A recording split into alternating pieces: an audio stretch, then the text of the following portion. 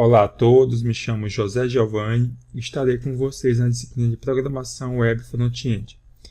Esta nossa disciplina será formada por um total de 7 aulas, onde, para que vocês possam capturar melhor o que está sendo explicado em nossas aulas, eu irei deixar que vocês pratiquem fazendo os códigos em casa e dessa forma vocês possam ver o resultado apresentado.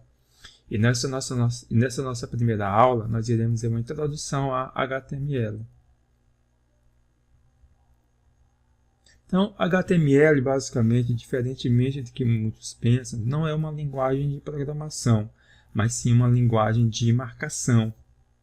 Portanto, se você ouvir alguém dizendo que programa em HTML, essa pessoa está totalmente equivocada, uma vez que, como dito anteriormente, HTML não é uma linguagem de programação, e sim uma linguagem de marcação. Então, quando acessamos uma página web, normalmente estamos interessados no conteúdo que essa página pode nos oferecer, onde esse conteúdo pode ser dos mais variados tipos, como texto, imagem ou até mesmo vídeo. E o conteúdo de uma página web basicamente é definido com a nossa linguagem de marcação HTML. E HTML é uma linguagem na qual foi originalmente proposta pelo cientista Tim Berners-Lee no final da década de 80. No entanto, somente na década de 90 é que ela teve o seu grande boom. Então, desde a sua proposta até os dias de hoje, a linguagem HTML ela sofreu diversas alterações, onde a cada nova versão desta linguagem, novos recursos são adicionados e problemas são corrigidos.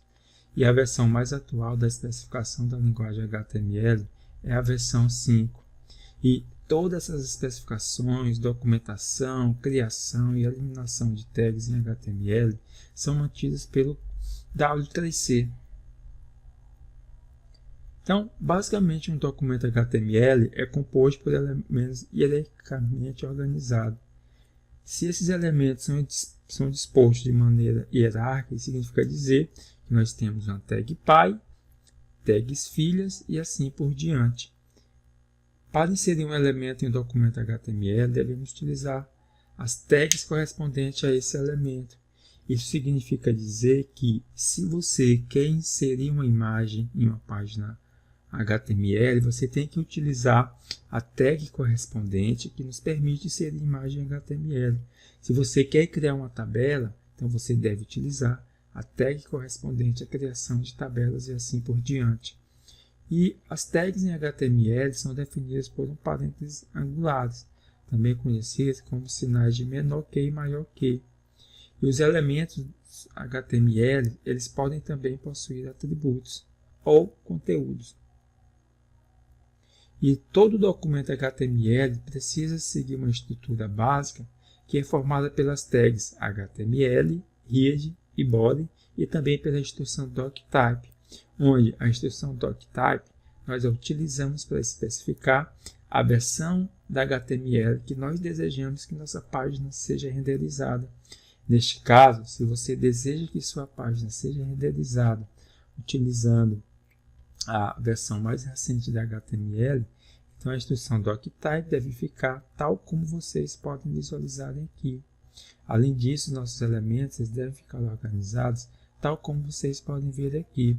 Primeiramente aqui nós temos a tag HTML.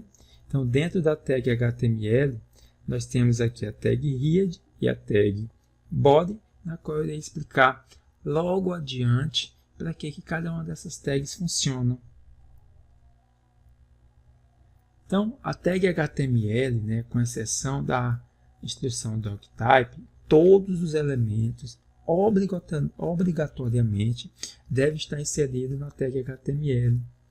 E a nossa tag HTML deve conter exatamente um elemento head seguido de um elemento body, tal como foi apresentado anteriormente.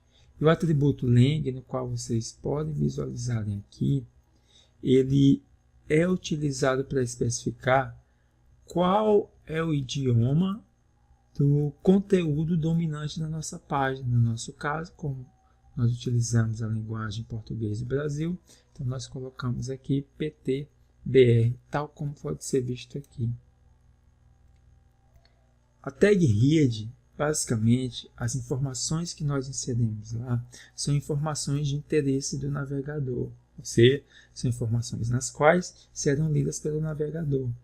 E essa especificação, ou seja, a tag HTML, obriga a presença da tag de conteúdo título, onde nessa tag é o local onde nós iremos dizer o título da nossa página que vai ser inserido, que vai ser apresentado no navegador. E outra especificação muito utilizada, ou seja, outra tag que é bastante utilizada na tag read, são as tags encode ou chasset, na qual nós utilizamos quando nós desejamos utilizar caracteres com acento. Então, no caso aqui, como vocês podem ver, há uma apresentação de como nós podemos estar utilizando aqui a tag chasset, ou seja, no caso aqui eu estou utilizando aqui a tag meta e dentro da tag meta eu estou definindo aqui o atributo chasset. E observe que eu estou dizendo aqui que o conteúdo da minha página deve ser renderizado utilizando a codificação UTF-8.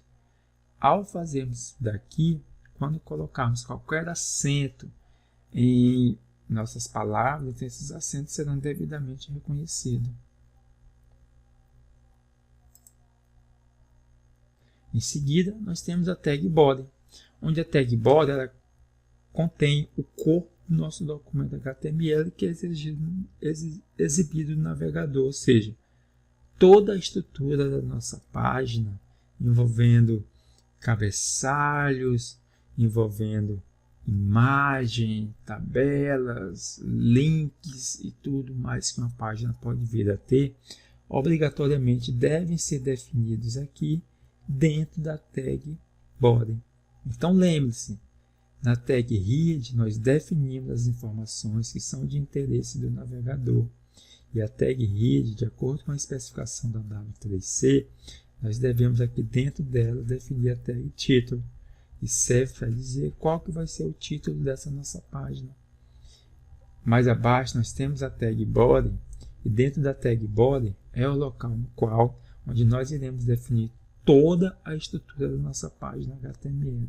E não menos importante, nós utilizamos aqui a tag meta com o atributo chasset para indicar como que nós desejamos que o conteúdo da nossa página seja codificado.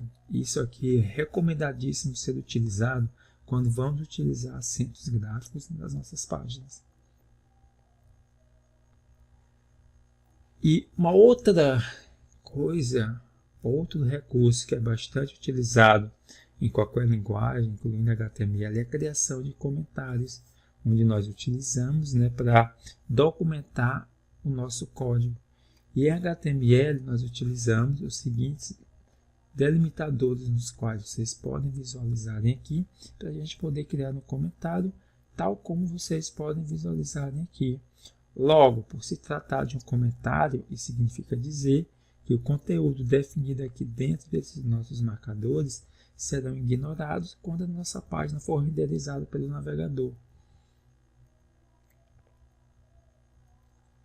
E um detalhe importantíssimo a respeito do HTML é que se você utilizar alguma tag de maneira errada, ou se você ainda esquecer de fechar uma tag, não vai ser apresentada nenhuma mensagem de erro.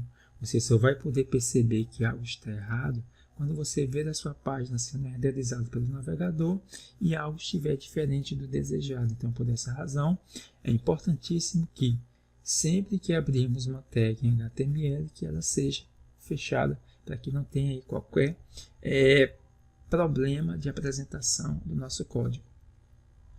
Então, de acordo com a especificação da linguagem HTML, alguns elementos são denominados como normal element e como void element. Aquelas tags que são classificadas como normal elements, elas obrigatoriamente exigem uma tag de abertura e uma tag de fechamento. Como, por exemplo, aqui nós temos aqui a tag P, que é utilizada para a criação de parágrafo. Ela exige aqui uma tag de abertura e uma tag de fechamento. E todo o conteúdo aqui entre essa tag será tratado aí como parágrafo. Em seguida, nós temos aí as tags void element, que são aquelas tags nas quais elas não exigem uma tag de fechamento, tá bem? Onde elas são abertas e fechadas apenas com uma tag, com ou sem o caractere aqui de barra. E um exemplo de uma tag void element é o elemento, é a nossa tag BR, que ela é utilizada para a gente realizar uma quebra de uma linha, onde, por ser uma tag classificada como void element, ela pode ou não ter a presença aqui da nossa barra, indicando o fechamento da nossa tag. E aqui nós temos alguns exemplos de algumas tags void element.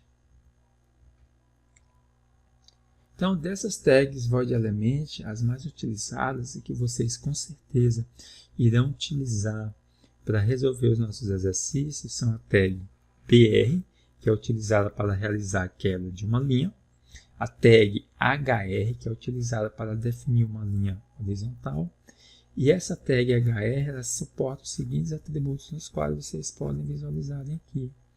Também nós temos aqui a tag MG, que é utilizado para inserir uma imagem na página, onde ela, para que nós possamos inserir uma imagem, obrigatoriamente nós devemos utilizar aqui a tag SRC para dizer o local onde a nossa imagem se encontra. Então agora nós iremos falar de atributos, tá bem? Então aqui tem 13 regrazinhas básicas a respeito de atributos que vocês não devem esquecer de maneira alguma. Então os atributos, eles devem ser escritos dentro das tags. Obrigatoriamente ele deve ser seguido de um sinal de igual e o seu conteúdo deve ser declarado entre um par de aspas. Então para que vocês possam entender melhor a maneira como nós criamos atributos, vamos aqui a alguns exemplos práticos. Tá bem? E outro detalhe importante a respeito dos atributos é que eles normalmente, né, são usados com mais frequência em umas tags e raramente em outras. E além disso, existem alguns atributos que são empregados em tags específicas, enquanto outros são mais genéricos e podem ser utilizados em várias outras tags.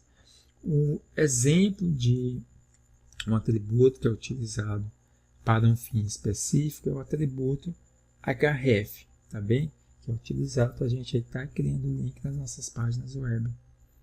Então vamos agora ver um pouco mais sobre a semântica HTML, tá bem?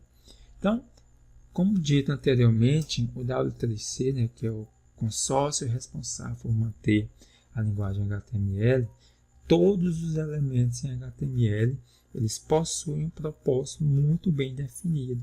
Isso quer dizer que existe apenas um tipo de tag para inserir imagem, apenas um tipo de tag para criar tabelas, apenas um tipo de tag para criar links e assim por diante, tá bem? Então, para o funcionamento correto das partes de uma aplicação web, nós devemos utilizar essas tags devidamente da maneira adequada. Por isso, é fundamental respeitar o propósito de cada elemento e utilizá-lo nas condições corretas. Tá bem? Então, aqui nós temos um exemplo, tá bem? De como nós podemos estar utilizando a tag P, onde a tag P é utilizada para a criação de parágrafos. Então, aqui abaixo, né, vocês podem ver que eu estou criando um parágrafo e o conteúdo desse meu parágrafo vai ser aqui a palavra ínfima. E observe que aqui, ó, na tag meta, nós estamos utilizando aqui um atributo. Observe que o atributo, obrigatoriamente, ele deve ser criado dentro de uma tag, ele deve ser seguido de um sinal de igualdade e o conteúdo dele deve vir envolvido entre um par de aspas duplas. Vamos conhecer agora algumas tags HTML. Tal como um livro, é bastante comum que uma página web ela contenha uma hierarquia de títulos, né? Onde essa hierarquia de títulos ela é utilizada para estabelecer uma divisão do conteúdo da nossa página. Então, para indicar que um texto é um título, utilize as tags read, ou seja, as tags de cabeçalho, que basicamente são as seguintes, nas quais vocês podem visualizar aqui, que varia do H1 ao H6, onde a tag H1 é utilizada para definir o título do nosso documento HTML, a tag H2 para o subtítulo e assim sucessivamente. Aqui nós temos um exemplo de como nós podemos estar utilizando essas tags de cabeçalho.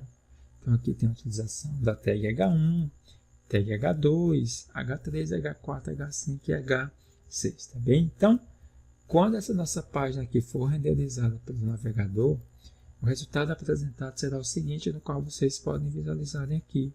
E como pode ser notado, a tag H1 é aquela que apresenta com maior conteúdo, a tag H2 já apresenta um conteúdo menor e assim por diante. E observe que os títulos, né, eles não foram exibidos lado a lado, e sim um embaixo do outro. Então isso quer dizer que as tags que apresentam o seu conteúdo um embaixo do outro são conhecidas como Block Level Element, ou seja, que são tratadas como bloco. Elas vão colocando o conteúdo uma abaixo da outra.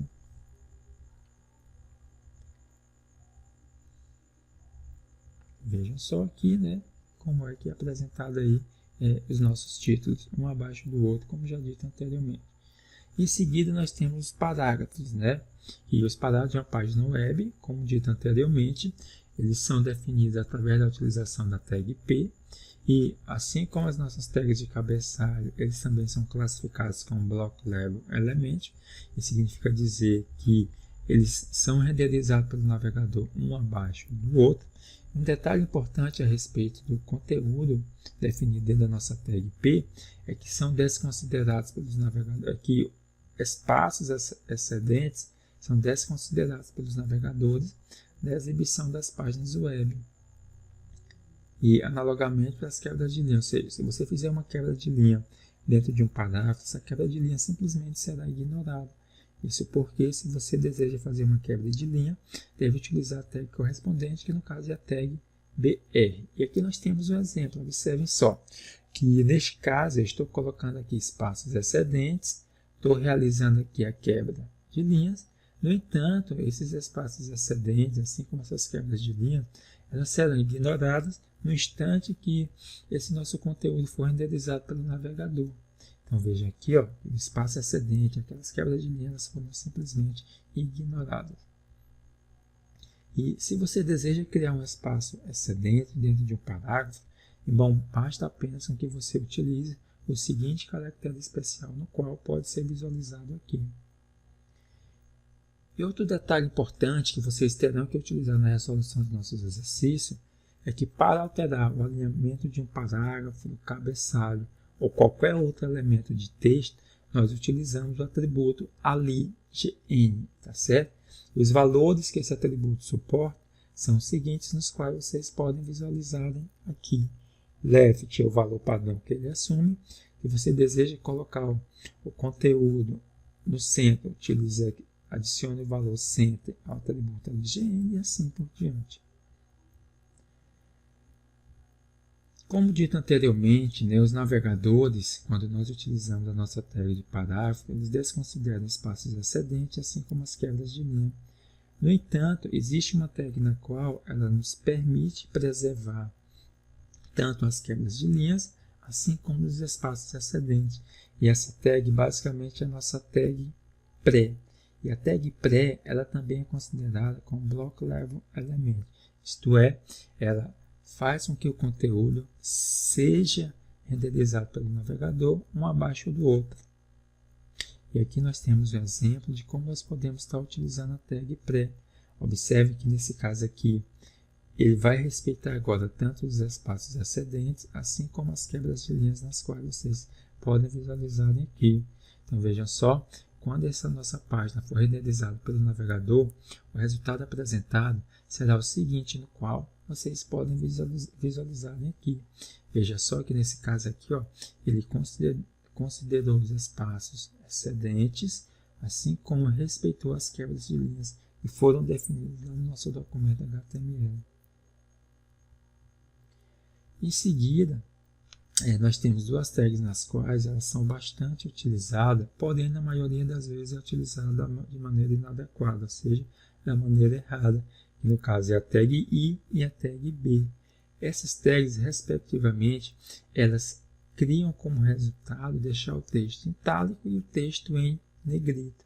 No entanto, essas tags só devem ser utilizadas em algumas das seguintes condições, ou seja, o elemento I, no caso a tag I, como dito, ela exibe o conteúdo em itálico e só deve ser usado quando nós desejamos destacar nomes científicos, termos técnicos, pensamento e assim por diante. Já a tag B, que cria um efeito de negrito, ele deve ser utilizado apenas para definir palavras-chave do resumo de um documento, por exemplo. Já aqui nós temos um exemplo de como fazer isso. Observe que o texto aqui vai ficar itálico e negrito.